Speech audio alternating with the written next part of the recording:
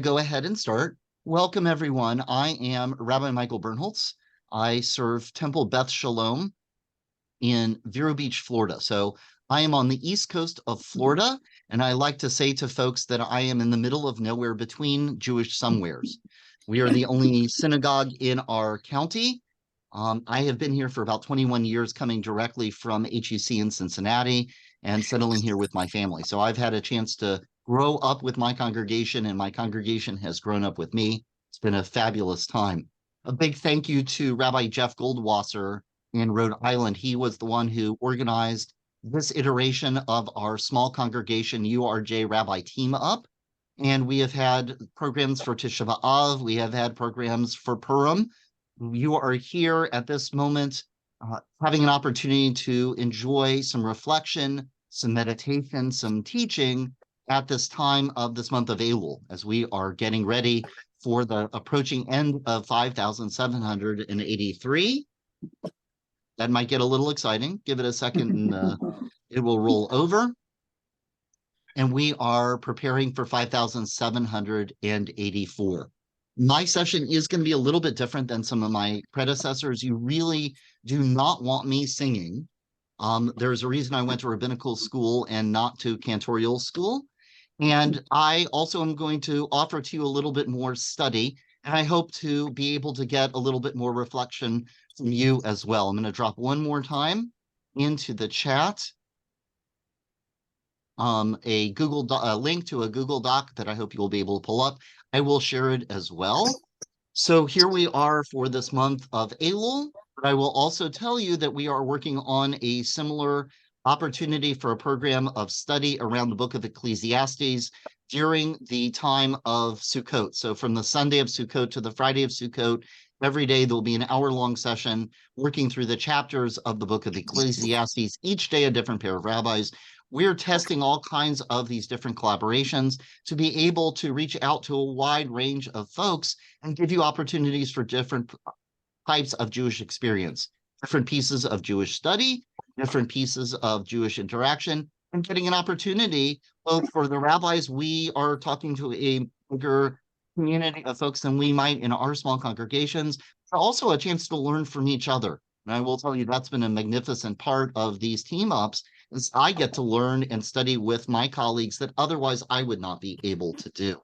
So welcome, everyone. As I said, I'm Rabbi Michael Birnholz at Temple Beth Shalom in Vero Beach, Florida. I do use he, him pronouns, and I am going to now share my screen with you.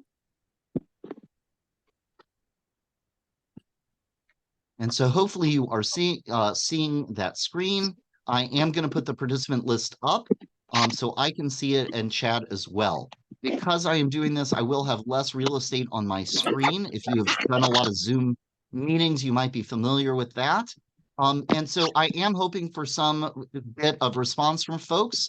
The best way to show that you have a question or response is to either use the chat or use the raise hand function. There's actually a button in Zoom that allows you to raise your hand, that allows the person who's leading to be able to see that a hand is raised.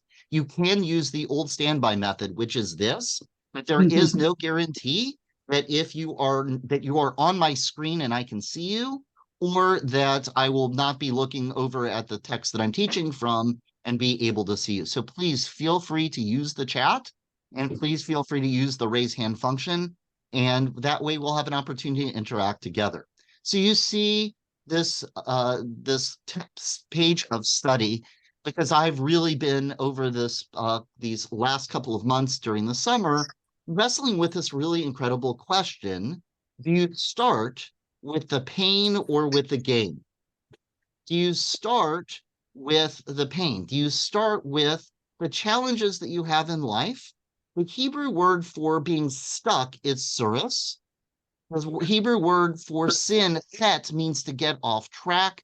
We start with those places where we are challenged, as we are doing cheshbon nefesh, as we are doing reflection of our soul and thinking about the past year. Do we need to start with the hard stuff, the challenging stuff, the brokenness, or do we need to start with blessing? Do we need to think about those sweet moments, those joyful moments, those incredible moments of uplift and amazing connection before we start to deal with the hard stuff? And I ask it as an open question, and realizing that here on this day, and it is August 28th, it's just after 12 o'clock Eastern time, that today's answer might be different than tomorrow's answer, and that the answers among us might be very different from each other. So I ask first, and please feel free to chat. Do you start with the hard stuff and then go to the sweet? Do you start with the pain and go for the gain to the gain? Or do you need to start with your blessing before you get to the challenge? I'm curious to see some of the different responses before we even get into the text. So which do you start with?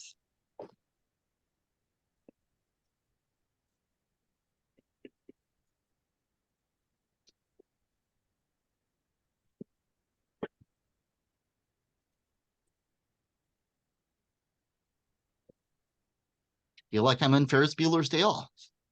Bueller? Bueller? Anybody? Do you start with the pain or the gain? Don Shabir goes good first. Do you start with the good stuff or with the hard stuff?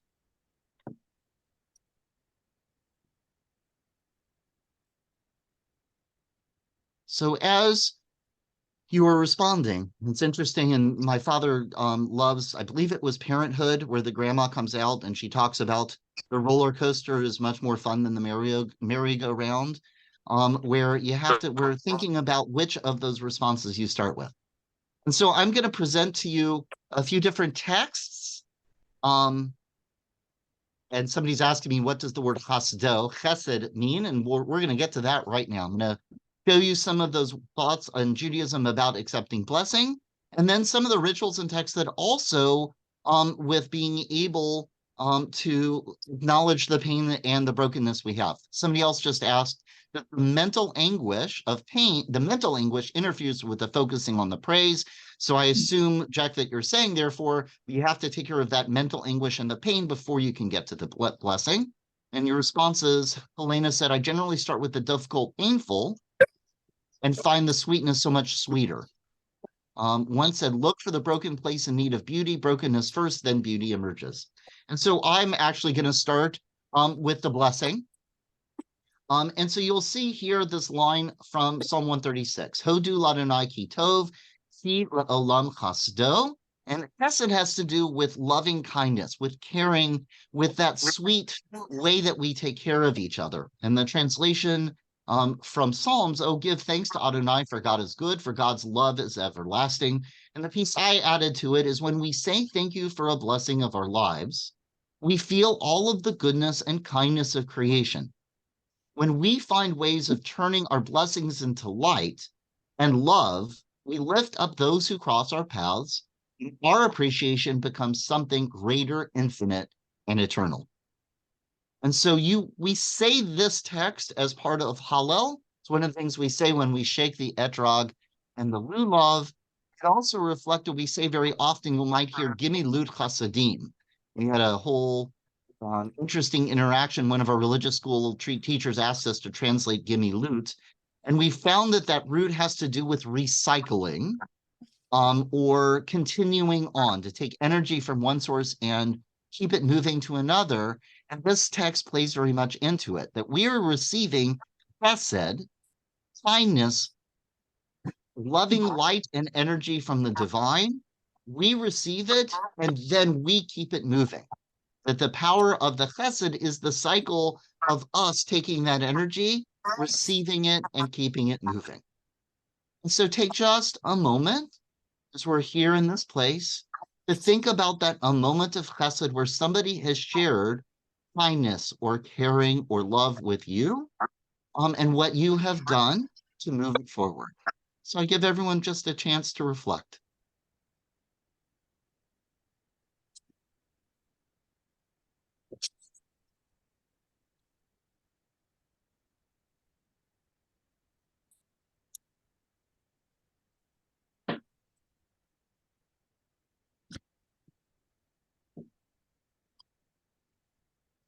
A second piece, a second text of that idea of feeling, accepting, carrying blessings comes from Deuteronomy 8. This is one of my favorite texts in the Torah because in part I'm a biblical gardener. So I love playing with the produce of the land of Israel, which is very much featured here. Ki Adonai Elecha Mediecha El Eretz Tova. For your eternal, the infinite, the one is bringing you into a land with streams and springs and fountains, issuing from plain or hill. Eretz Chita Usohara V'Geffen, Ut Menav Rimun Eretz Zeit Shemen Udvash. A land of wheat and barley, of vines, of figs and pomegranates, a land of olive trees and honey. Eretz Asher Lo B'Miskenut Tochal Ba'lechem, a land where you may eat food without stint, where you lack nothing, a land whose rocks are iron and from whose hills you can mine copper. V'achalta, v'savata, u'verachta et Adonai Elohecha, al ha'aretz ha'tova asher natan lach. And this is that powerful piece of just feeling blessing, that you eat, you are satiated, you are full, and then you turn in blessing. When you have eaten your fill, give thanks to the infinite, eternal, the one, for the good land you have given you.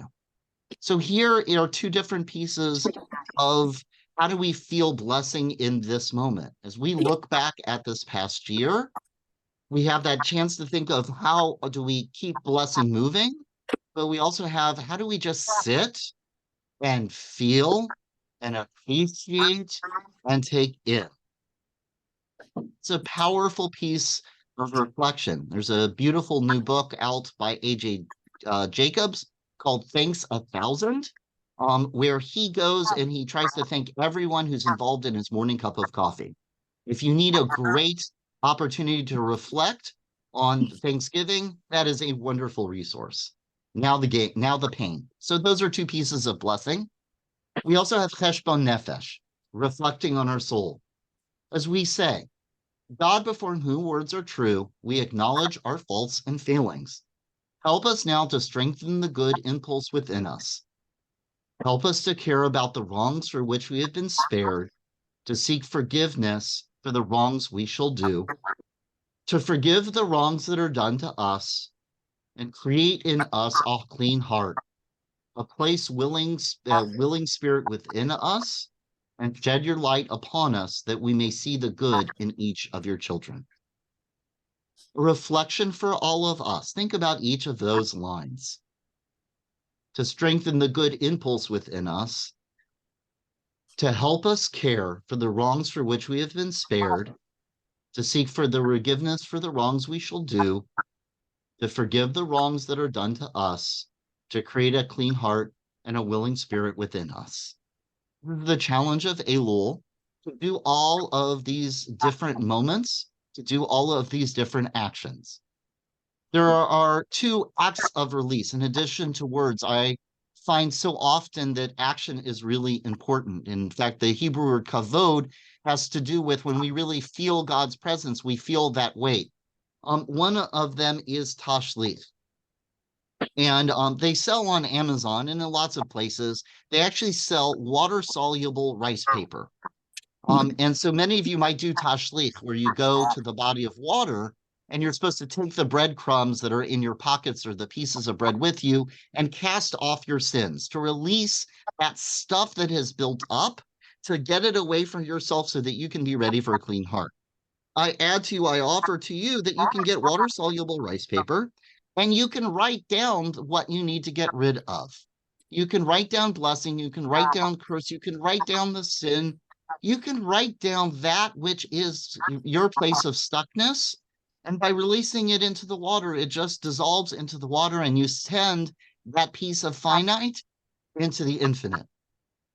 The other that I offer is Kriya, that there is a ritual that you might be familiar with, that when someone you love dies, you tear a piece of cloth.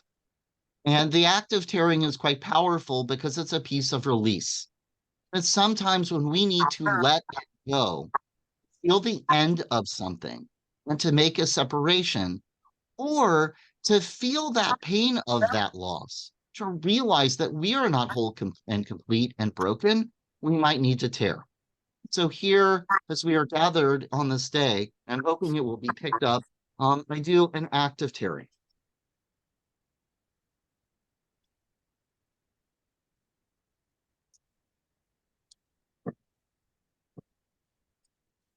and I sit, and I don't know if you can see the frayed edges.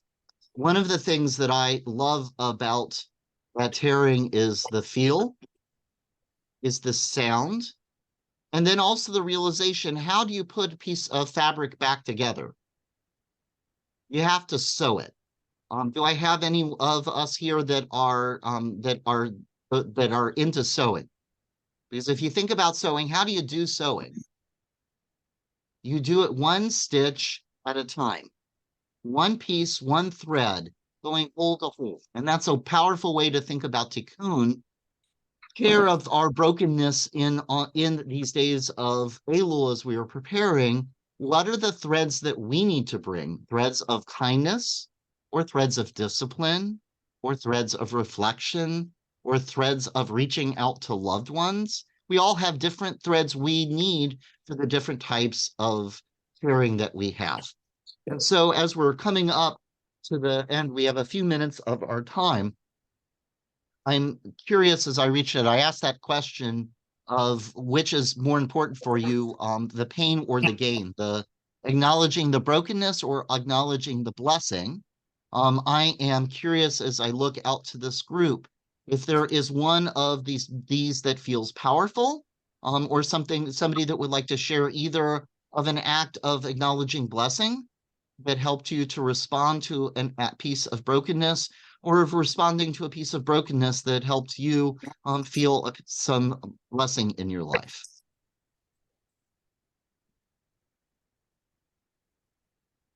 And you can respond if there's one of those pieces that catches your attention. You can respond either with chat or if somebody wants to raise their hand and share.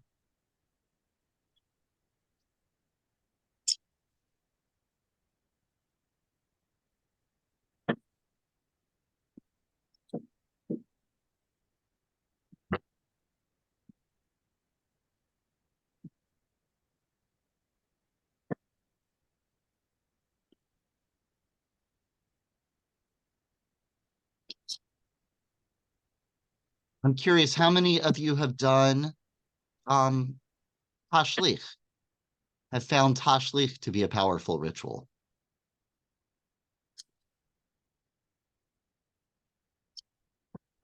I see a few hands and thumbs go up.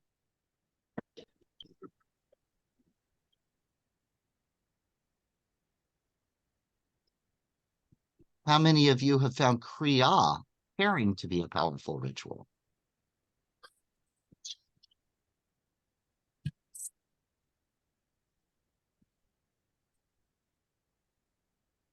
And I shared two physical rituals of release, but I'm wondering if folks have ever have a physical ritual of blessing, of acknowledging those moments of blessing.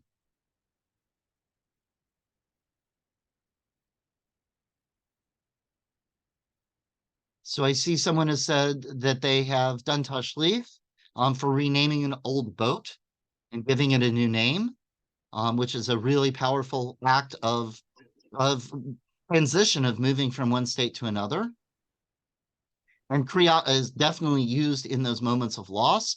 And this is one of those ways to think about, as we're letting one year come to an end, what do we need to let go of, tear away from, so that we are free to move?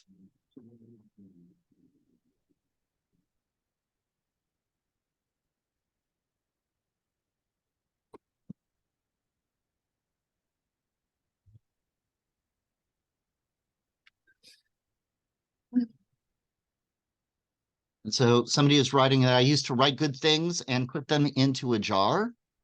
And then curious to when you pull them out, do you pull them out in happy moments or hard moments?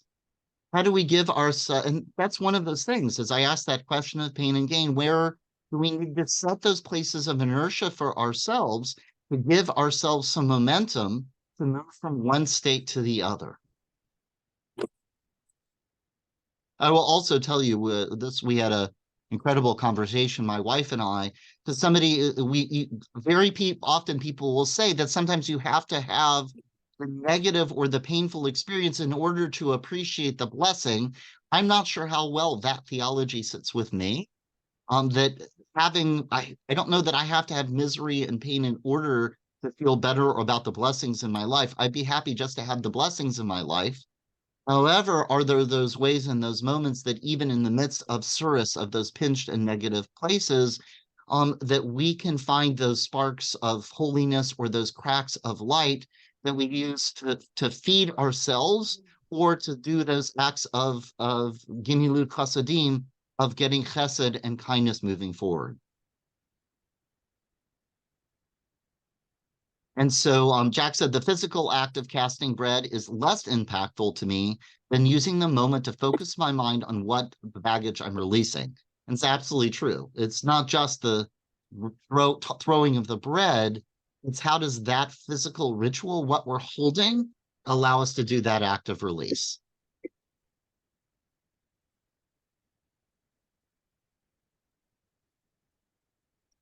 So invite you in this month of Elul. I hope that you still have access. I can drop it one last time. I'm going to do two last things. This is the document. You're more than welcome to take a look at it and think about it for you and on which day. So you do that reflection. What are the places of pain or challenge or loss or lostness that you're working through in this time of Elul? And what are those places of blessing, and how does working through one feed the other, that you'll be able to use that as a resource? I additionally would like to say a big thank you first to Rabbi Jeff Goldwasser and from Cranston, Rhode Island, who is organizing this opportunity for Elul, but also to the Union for Reform Judaism. They have partnered with our collaboration of rabbis to be able to share this opportunity to come to you from Europe to the West Coast of the United States, to be able to share these programs. And there's one last piece that I will share with you. I'm going to drop into the chat.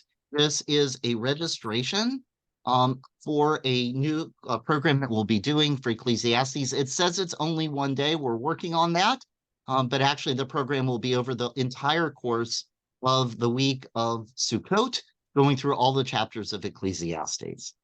So thank you all for coming to join me. I hope I've given you some food for thought as we are in this time of Elul, and I hope that you'll continue to join us next Thursday, this coming Thursday at noon.